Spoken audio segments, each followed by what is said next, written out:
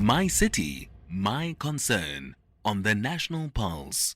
Now, we do this feature because we want people in their cities, in their communities, in their towns, in their dorpies, in their villages to respond to say they've got an issue and they want that issue raised. And I don't mean councillors. I'm talking about you, the people, right? So we can see if we can solve it or amplify your issue. So here's an interesting one. There's not a day that goes by where people are not frustrated because of poor service delivery in their towns or cities. And often it comes up to say, why don't we withhold rates as a punishment, as a protest? And often people say it's not allowed. And then there's issues about, ring fencing it and that sort of thing. And that comes up. Now, here's a story. Parkmore in Sandton, which is, north of Joburg, right? The residents of that community have taken it upon themselves to provide services that they claim the city of Joburg is, unable to deliver or failing to deliver. What have they done? Let's find out. Lori Klein is with me, the Parkmore Community Association Suburb Manager. Lori, appreciate you engaging us on the National Pulse. Afternoon, Ashraf. Thank to you. You and your listeners. Right. What's the problem? What have you done?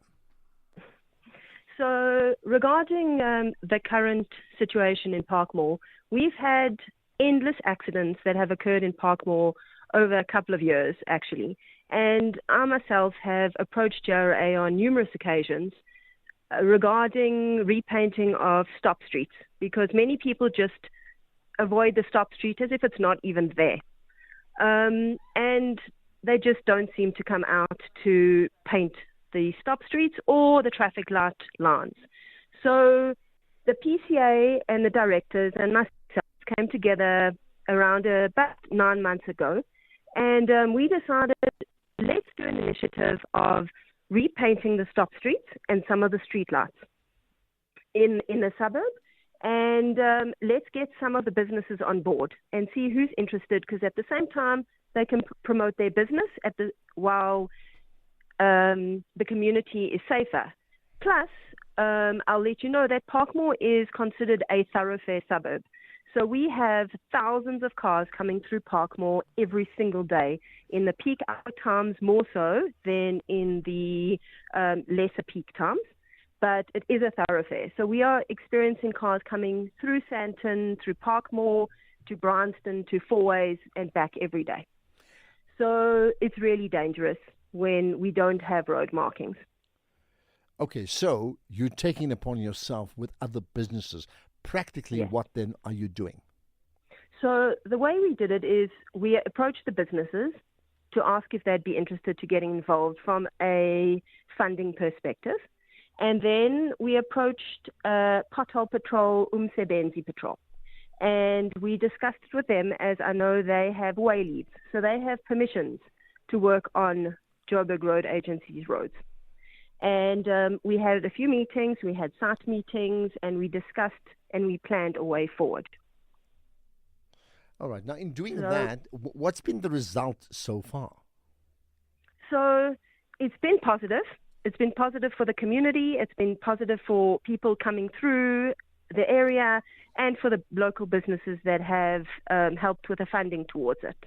But what I will allude to is one of the unfortunate things, or two things, is the signs that we put up seem to have been removed, stolen, I'm not sure what, which is unfortunate. And the other thing is we've realized that the paint, the road marking paint that is used, no matter who uses it, whether it's JRA, Umsebenzi Patrol, it's the same paint, seems to be of inferior quality. It actually doesn't last.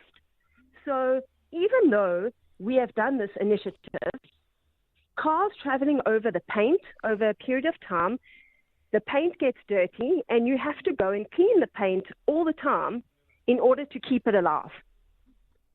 So, and when people are complaining about JRA and road markings, it's a little bit of a catch-22 situation here. But I'd say that at least painting them is better than not having them painted at all, and people don't even notice the road marking. Now, and that's when the accidents happen. Yeah. Now, often, we make this a call about, active citizens taking charge of situations, right?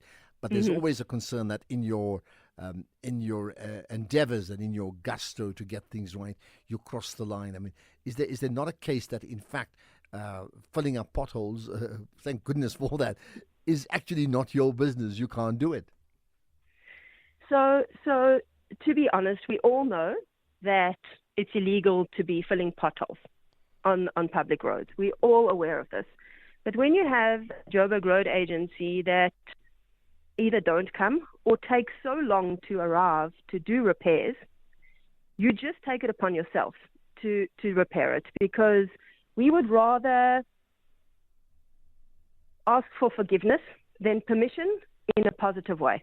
Because at the end of the day, this is all positive stuff that we're doing. Nothing is negative. We're all just trying to help where we can, and our communities have high expectations as well.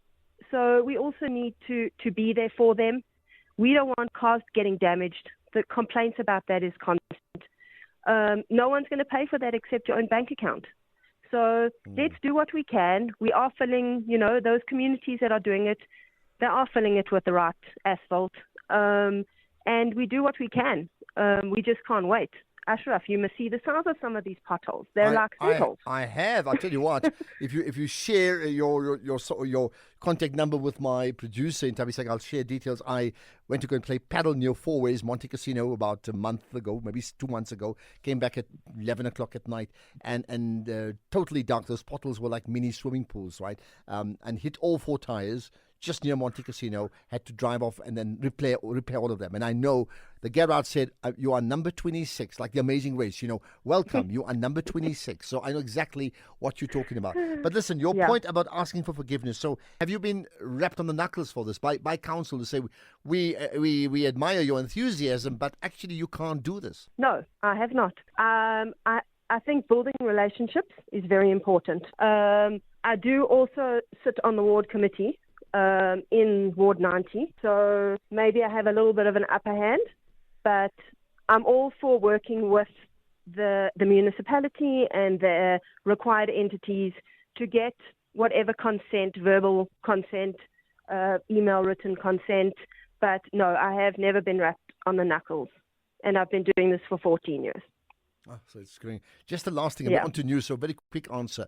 There's been this other argument, which is withhold rates when you're getting poor service delivery as a protest, but ring fence the rates and collect it anyway, and then register your protest. Is that possible?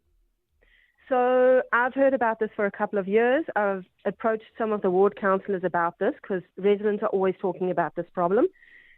And I believe it is illegal. You can't actually do it. So even if communities want to do it, they can't do it. But it's been talk for a very long time. People are hurtful. At the end of the day, they've had enough. Every community's had enough. Every informal settlement's had enough. And that's why they're now up in arms going, well, why should we be paying for things when we don't get the services? Point made. It's that simple. Let's leave it at that. Lori Klein saying she'll do it and then ask for forgiveness. Point made. Parkmore Community Association manager Lori Klein doing things on their own regarding potholes and road markings and other things like